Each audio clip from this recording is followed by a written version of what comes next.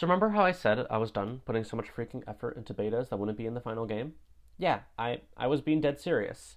Lizargon's beta 0.4.0 is nothing more than a room with a few dummy enemies that don't move, and that is it. And you know what? I am proud of it.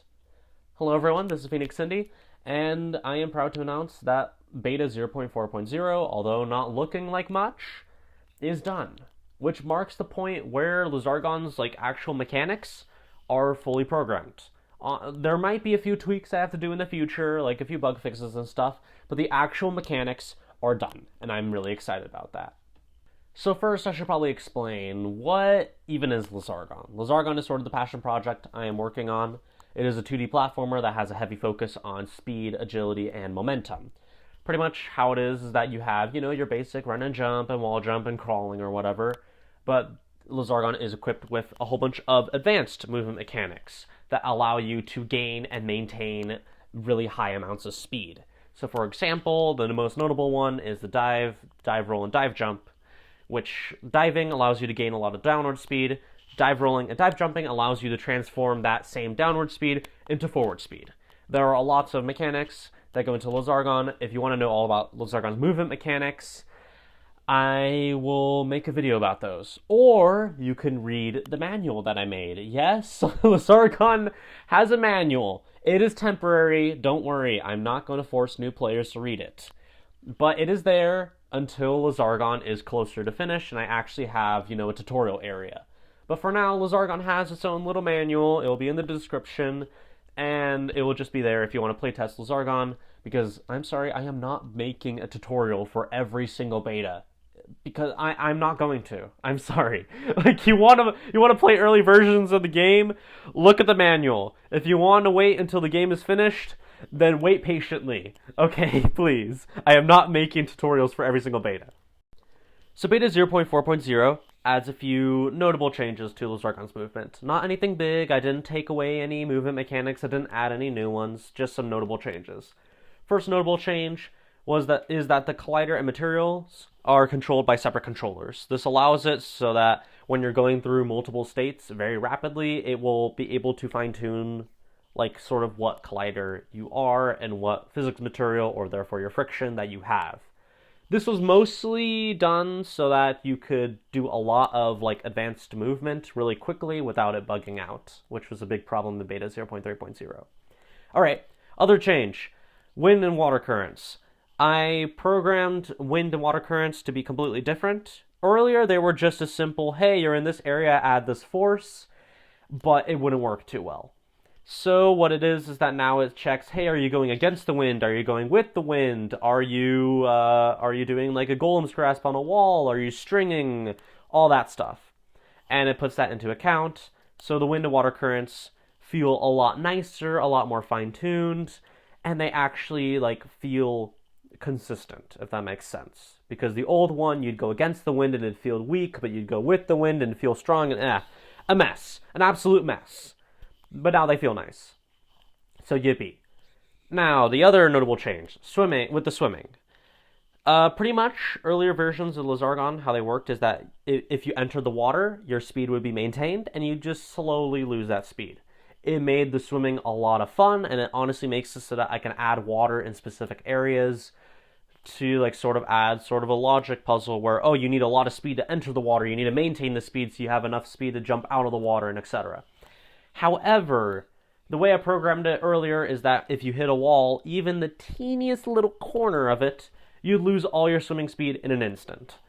So the notable change with that is that instead you slowly lose your speed if you crash into a wall, which still adds that consequence of crashing into walls underwater, but it still makes it nice enough where you can maintain most of your swimming speed.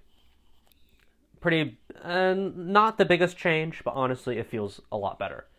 Now, the most notable change done to Lizargon's movement, slopes. I added slopes. Wow, incredible. Originally, I was against slopes. I was thinking, they aren't necessary. I don't really like platformers with slopes that much. They just sort of don't feel right.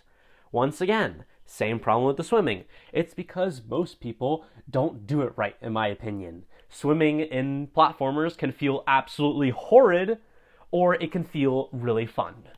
Same thing with slopes. They can feel sort of boring, or they can be a lot of fun. So I decided to go through the fun route, surprisingly.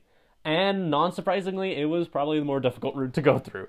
So there are 3 types of slopes. There are the low slopes, as I call them, the regular slopes, and the steep slopes. These can be applied to the ground and the ceiling. And long story short, I had to do quite a few tweaks to Lizargon's movement, add a few new little mechanics and stuff like that to make it so that the slopes would actually behave properly. Alright, now time for what you were probably waiting, 0.4.0 for. The combat, or as I like to say, the violence. Yippee. Alright, so you have one attack, which is your slash. I didn't want to overcomplicate the combat, or else it would be really overwhelming with the overcomplicated movement, and oh boy, it would just be a mess. So, you can slash in one of 8 directions. Left, right, up, down, and the 4 diagonals, whatever.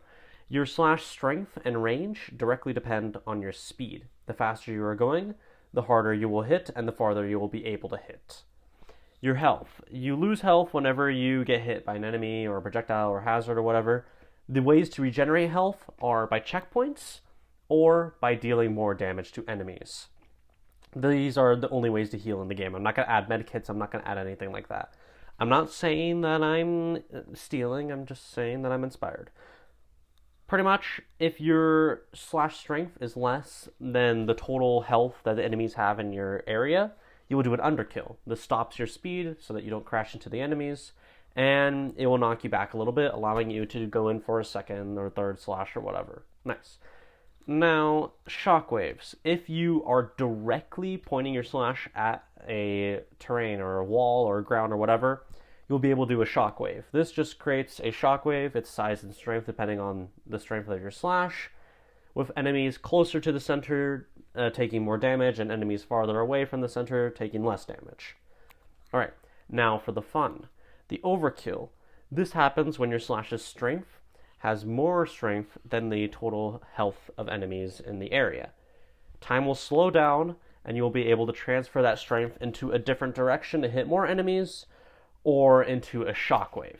You'll only transfer it to a shockwave once the overkill slowdown time is done, so that you don't spin around and do a shockwave by accident when you want to hit an enemy behind. But in my opinion, I like it. Pretty nice, pretty satisfying, and pretty useful in tense situations where there's tons of enemies.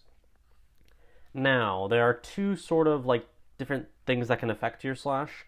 First one is physical parries. If an enemy is attacking or physically parryable, you will enter a freeze, and you'll be able to decide whether to parry or to not parry.